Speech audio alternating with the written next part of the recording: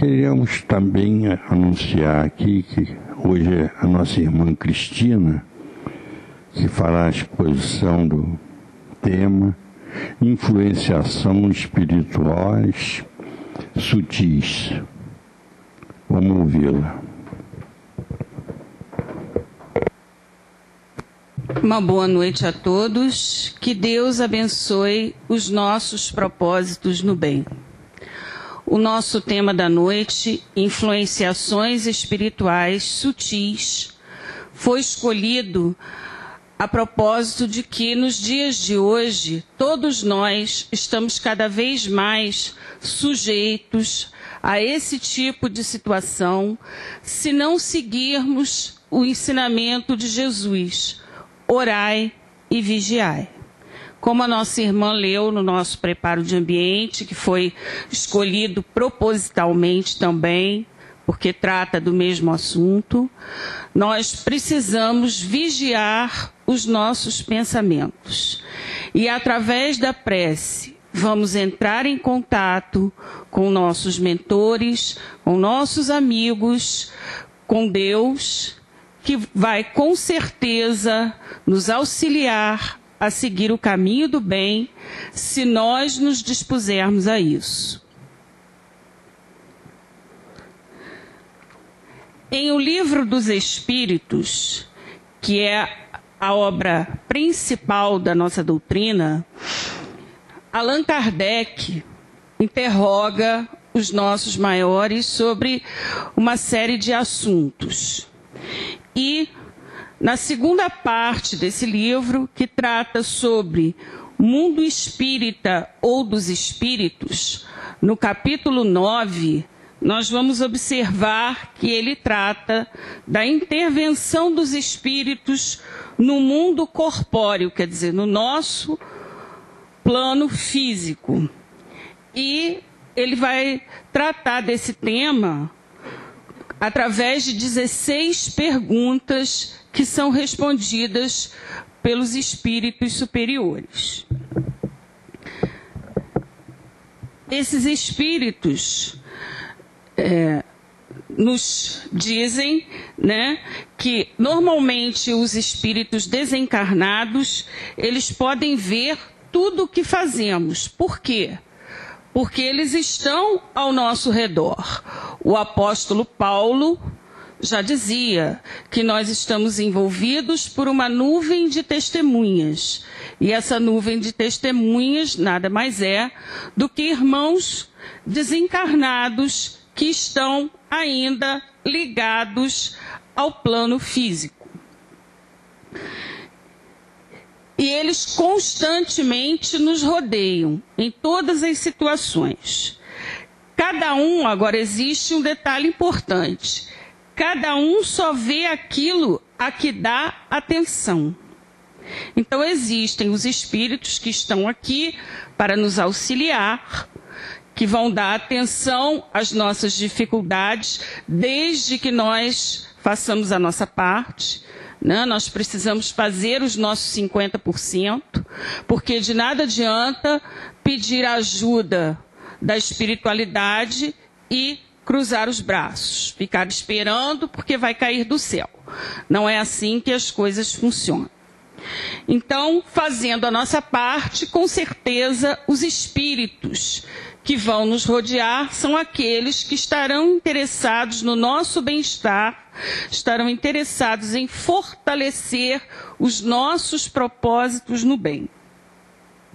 Continuando, né, os espíritos disseram a Kardec que muitas vezes chegam a conhecer o que desejaríamos ocultar até de nós mesmos. Nem atos, nem pensamentos se lhes podem dissimular. Então é interessante observar que, enquanto estamos no corpo físico, muitas vezes utilizamos máscaras. Nos relacionamos com o próximo, mas não nos mostramos como verdadeiramente somos. Procuramos, pelo menos, ser agradáveis, simpáticos, fraternos, mas muitas vezes escondemos com isso segundas intenções, propósitos inconfessáveis, mas os espíritos percebem a nossa intenção, porque o nosso pensamento está trabalhando. Aquele irmão encarnado que está junto a nós pode não perceber, mas o desencarnado percebe, né? Pela vibração que nós também emitimos. E isso pode nos causar problemas, pode nos causar situações desagradáveis e, se nós modificarmos a nossa sintonia, com certeza vai nos servir bastante na nossa caminhada. André Luiz, que é um espírito amigo, que já nos trouxe diversas mensagens, diversos livros, através da psicografia de Francisco Cândido Xavier, principalmente, publicou esse livro, Estude e Viva, de onde nós retiramos o nosso tema, influenciações espirituais sutis, porque ele escreveu uma mensagem justamente falando sobre esse assunto. E ele nos dá, para meditação, 9 situações onde nós podemos estar sofrendo a influência de algum irmão desencarnado que ainda não se libertou desse tipo de atitude e está próximo a nós. Então ele relaciona, dentre os fatores que mais revelam essa condição da alma, incluem-se dificuldade de concentrar ideias em motivos otimistas. Então nós vamos analisar que a vida atualmente está realmente complicada, né? Está uma situação difícil, nós estamos em um mundo de provas e expiações, não vivemos num mundo superior ainda. Então, temos muitos problemas para resolver, situações que precisamos consertar, e isso não se dá de um momento para o outro, até porque nem todos ainda têm essa consciência de que nós estamos aqui para aprender, para consertar erros do passado, para evoluir. Não viemos aqui a passeio, né, como se diz normalmente.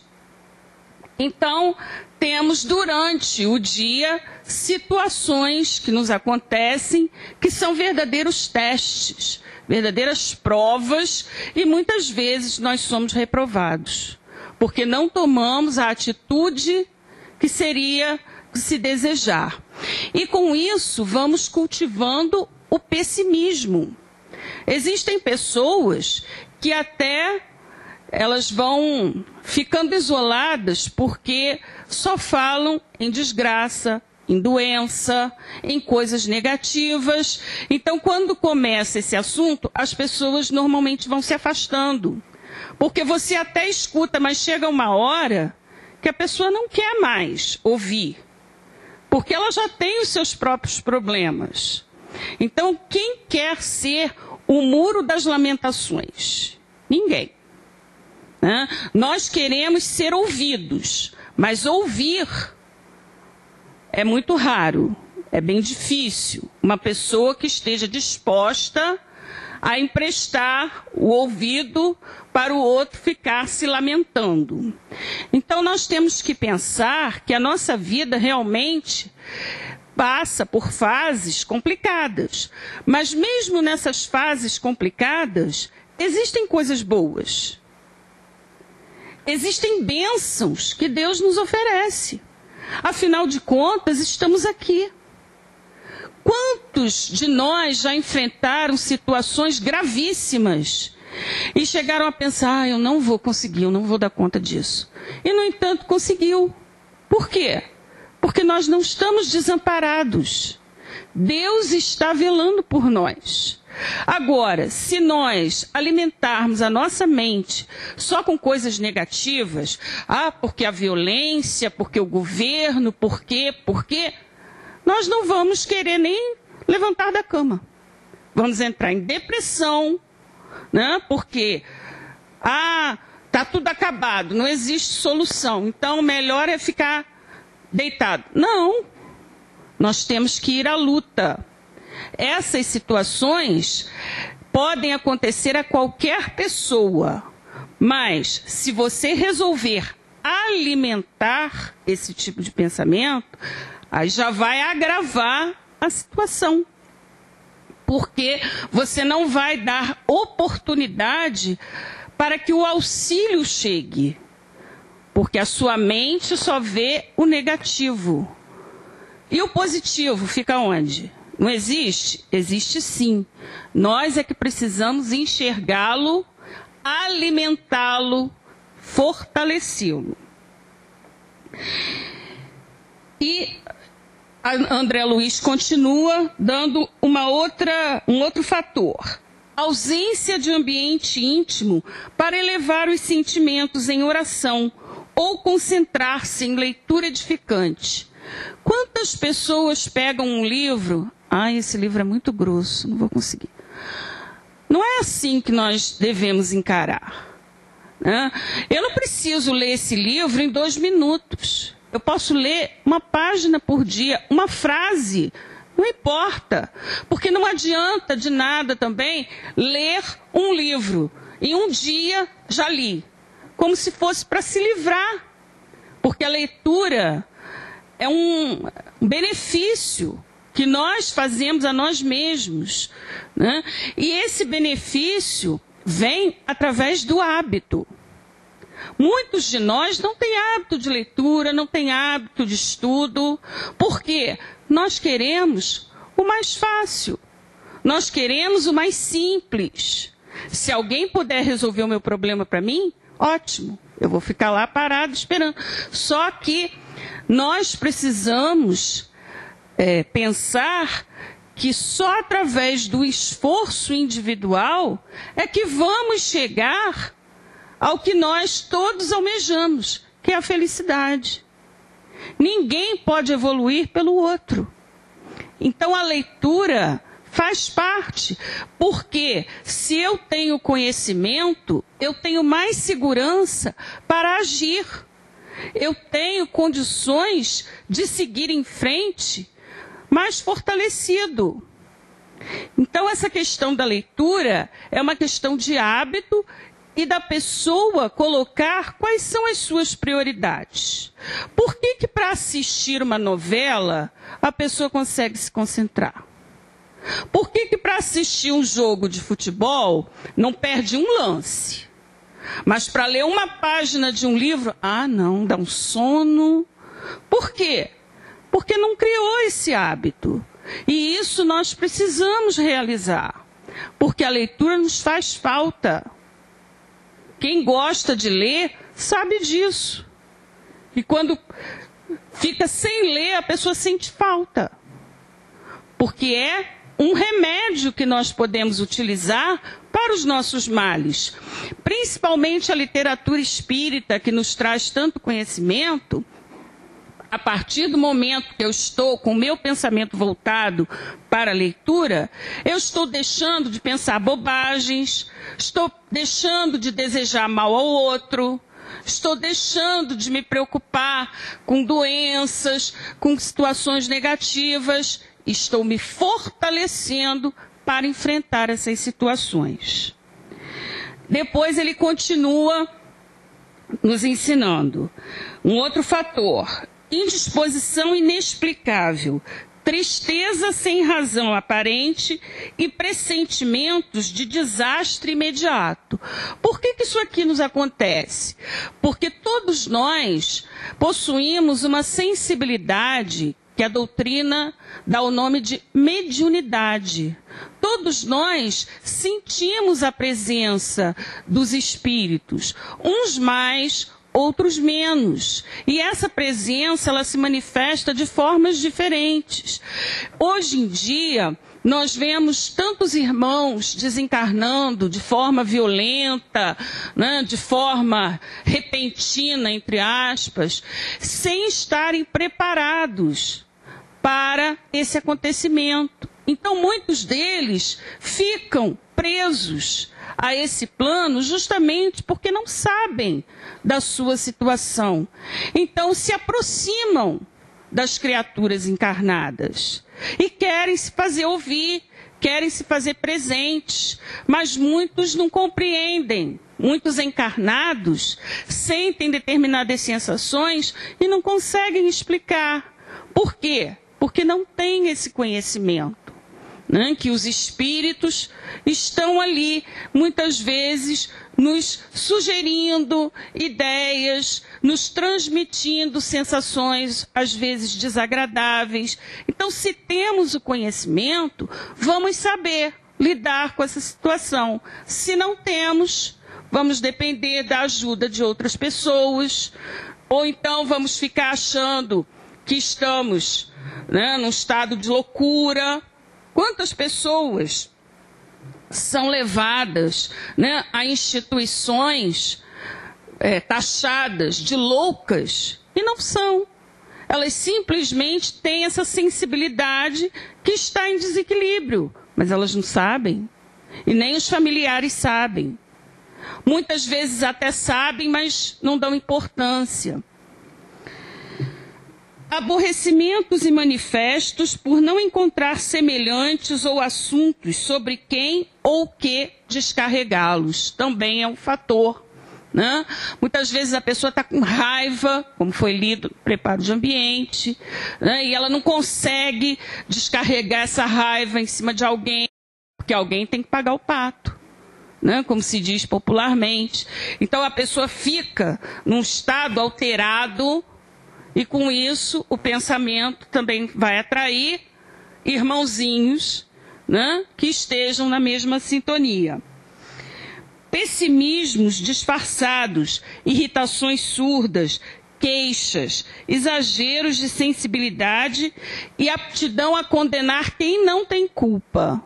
Isso aqui acontece frequentemente, né? De repente, em casa, alguma coisa se quebra, você já vai acusando quem você acha que é culpado, sem nem saber se a pessoa realmente, né, tem responsabilidade por aquilo ali. Muitas vezes foi algo que aconteceu, um acidente, e você já vai descarregando, não, porque você fez isso, como se fosse o fim do mundo, né? A pessoa exagera nas suas reações. Interpretação forçada de fatos e atitudes suas ou dos outros, que você sabe não corresponder à realidade. Mas também é um outro fator, né? Como a gente já viu, alguém tem que pagar o pato, menos eu. Então, eu vou jogar a culpa em cima do mais próximo, né? Do mais vulnerável. Hiperemotividade ou depressão, raiando na ameaça de pranto. Também uma coisa que acontece frequentemente. Ânsia de investir-se no papel de vítima ou de tomar uma posição absurda de auto-martírio. Porque tudo acontece comigo. Minha vida só dá para trás. Está tudo errado. Por que o fulano consegue e eu não consigo? Esse tipo de pensamento é um sinal de que eu estou vulnerável e me tornando mais ainda vulnerável à influenciação espiritual. E nós temos essa tendência, porque é muito mais cômodo você se colocar como vítima, porque aí atrai a atenção do outro, todos vão cuidar de você, porque o coitadinho, né? Ele não merecia isso. Aí já vai começar uma outra situação que pode gerar problemas bem desagradáveis. Teimosia em não aceitar para você mesmo que haja influenciação espiritual consigo. Mas, passados minutos ou horas do acontecimento, vem-lhe a mudança de impulsos, o arrependimento, a recomposição do tom mental e não rara constatação de que é tarde para desfazer o erro consumado. Porque se num momento desse você chega a agredir alguém fisicamente ou com palavras, muitas vezes depois você não consegue desfazer, né? Porque existe um ditado que diz, né?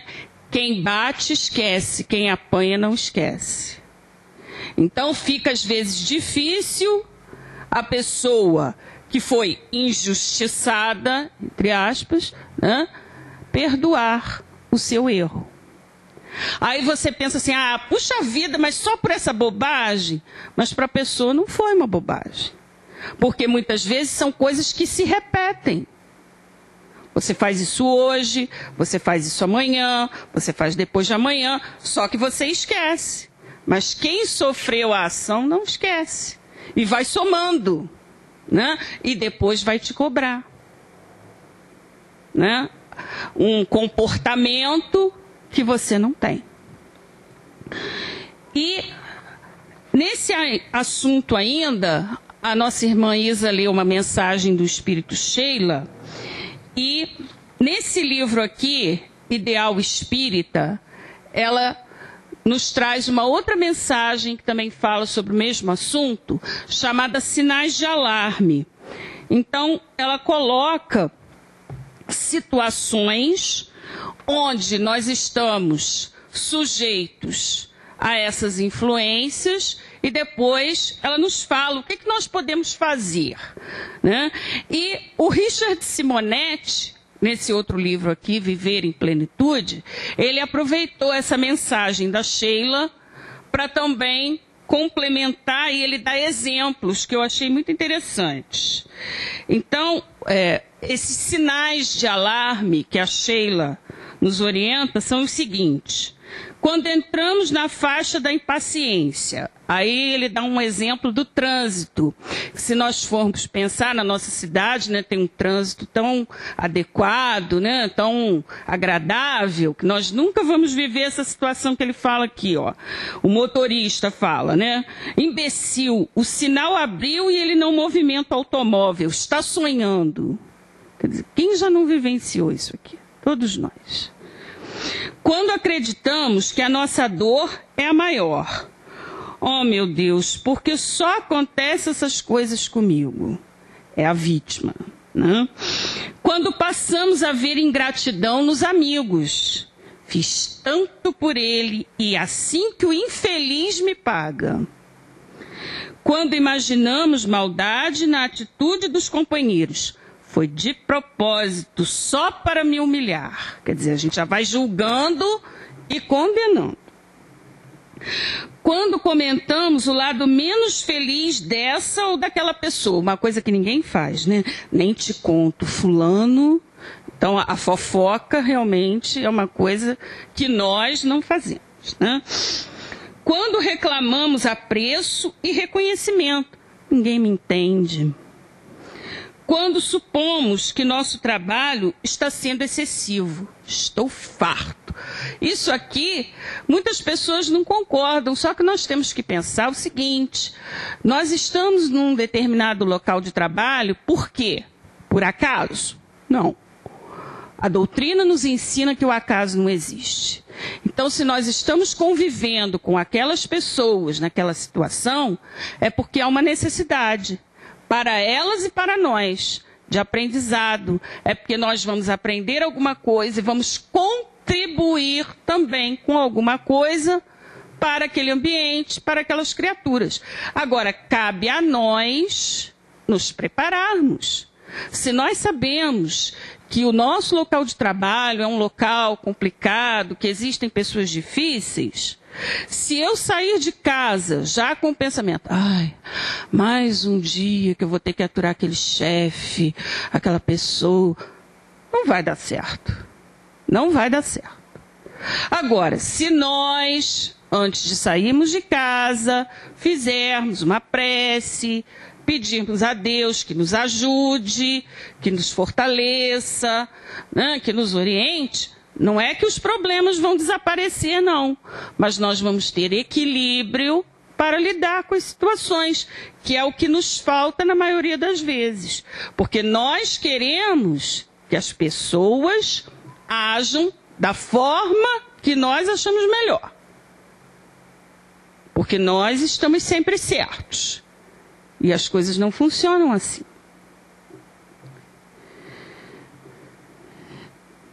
quando passamos o dia a exigir esforço, sem prestar o mais leve serviço.